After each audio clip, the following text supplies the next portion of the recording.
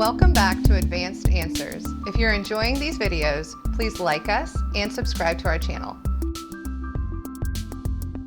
A common skin concern we have amongst our patients is hyperpigmentation on the face, neck, and chest. This can come in the form of solar lentigines, which is the medical term for sunspots.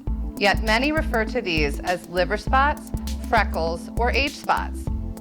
Another form that skin pigmentation can present in is called melasma. This appears as brown patches mixed with lighter spots, typically on the cheeks and the forehead. Sometimes, genetically, we can get a diffuse darkening to our skin, which presents more as an uneven skin tone.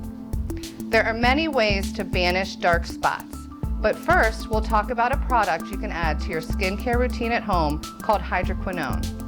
The best cream for brown spots is Hydroquinone, which works to suppress our skin's ability to produce melanin. Melanin is released from melanocytes and is what appears brown throughout our skin. Short-term use of Hydroquinone can be very effective for removal of hyperpigmentation. Hydroquinone cream can be a little irritating, so an anti-inflammatory medication like hydrocortisone may be added to help protect skin and avoid any post-inflammatory hyperpigmentation. This product is used twice per day in the 4% formulation, and the 8% is just used once per day. Typically, we recommend using this product consistently for about 2 months and then taking a 2 to 4 week break to allow time for certain components in the skin to rebuild. At this point, we expect to see a significant improvement in your hyperpigmentation.